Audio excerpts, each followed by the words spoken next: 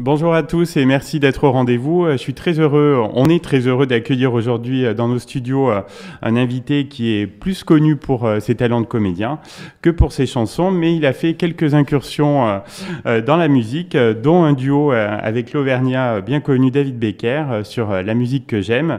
Il nous parlera dans la deuxième partie de l'émission de son actualité, dont une pièce de théâtre le 6 décembre et un 90 minutes avec lui à Clermont-Ferrand le 7 mars prochain. Bonjour Antoine Duléry et merci d'être là, vraiment. Bonjour. Ça va bien, je suis très content d'être là, dans cette belle région que j'aime beaucoup. Oui, je crois que vous aimez beaucoup l'Auvergne. Oui, je l'ai découvert relativement tardivement grâce à mon ami David Becker.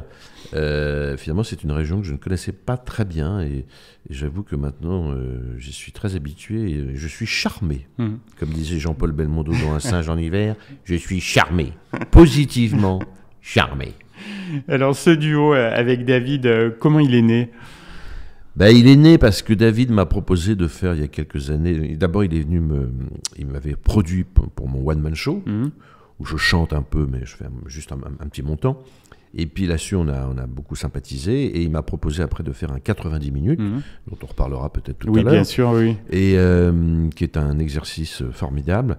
Et là, il y a des chanteurs, il y a des chanteuses sur scène. Et donc, j'ai chanté avec lui, avec la chanteuse et avec David qui chante très très très très bien, notamment les partitions de Johnny Hallyday. Comme moi j'aime beaucoup chanter comme ça, un peu à la manière d'eux, souvent ça m'amuse. J'ai fait Les Grands Boulevards avec Danny Briand il y a quelques années, on avait fait un clip tout très à sympa. Fait, ouais. J'ai hésité. Mais c'est pas grave, avec Damien Sargue.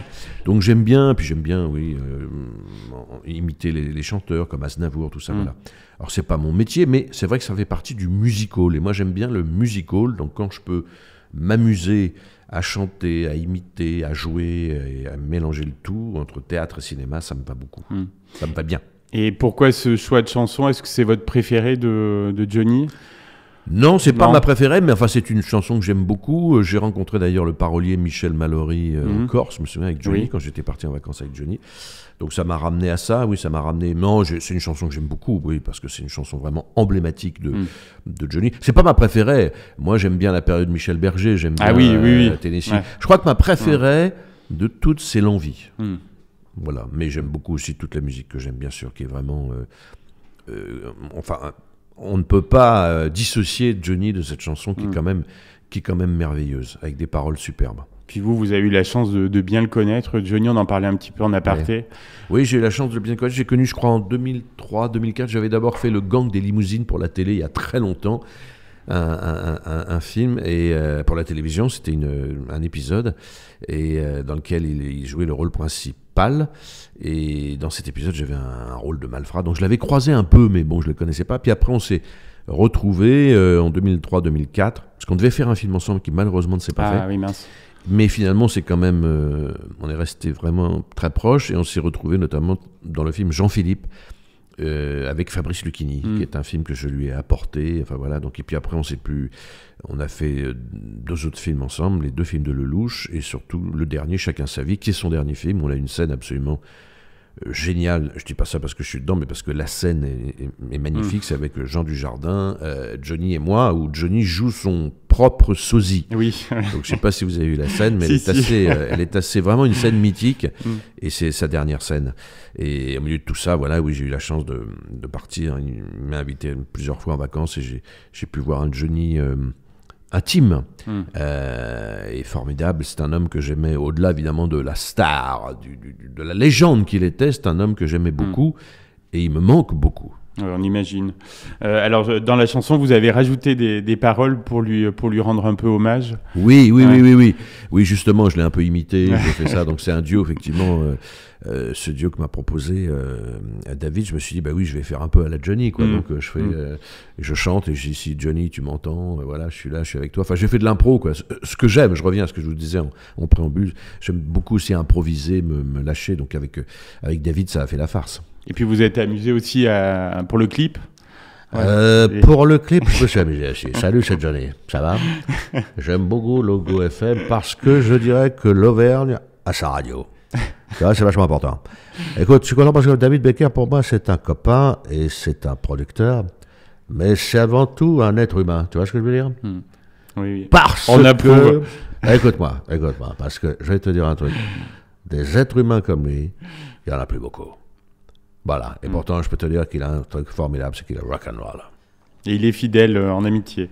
Il est fidèle en amitié et il est très généreux. Non, c'est vrai que David est un homme formidable, qui est apprécié de tous d'ailleurs, parce que je lui ai fait rencontrer par le hasard Gérard Depardieu, et Gérard l'a adoubé. Parce qu'il renifle les gens, Gérard, comme Johnny, parce que Johnny aussi reniflait les gens et savait très bien à qui il avait affaire immédiatement. Et je dois dire que ce soit Pierre Arditi, Jacques Weber, enfin tous ces gens que connaît maintenant très bien David, tous ces gens l'apprécient, Pierre Richard, tous ces gens l'apprécient énormément, à juste valeur. Est-ce que vous avez eu l'occasion de l'interpréter sur scène tous les deux ou pas encore ?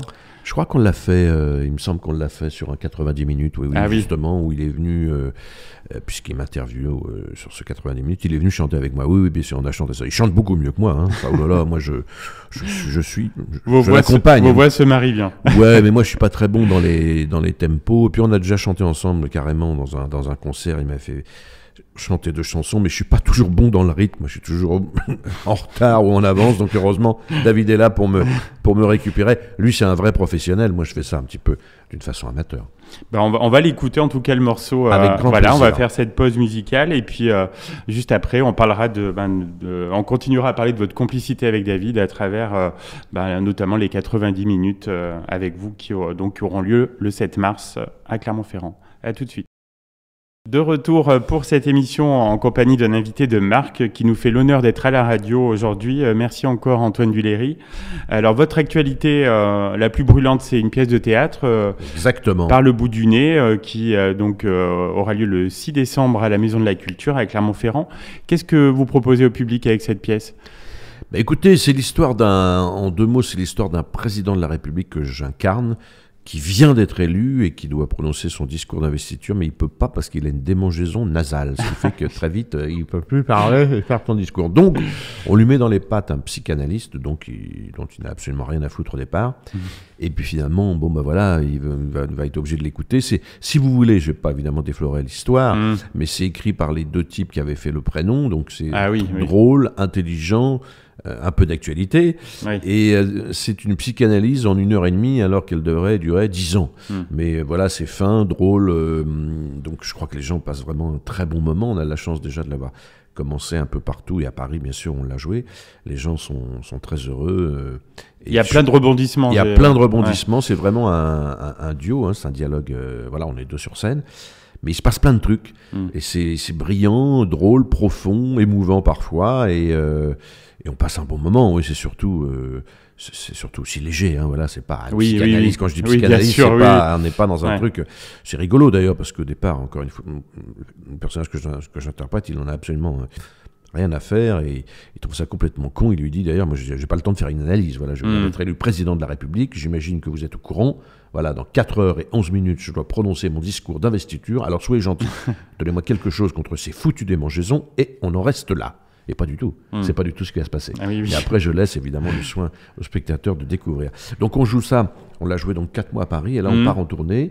Et je suis très heureux de cette tournée, puisque ça me permet de voyager, de revenir à Clermont-Ferrand, notamment, puisque c'est pour ça que je suis ici. Et puis après, il y aura aussi un peu plus tard, l'année prochaine, en mars, il y aura un 90 minutes, à nouveau avec l'immense David Becker.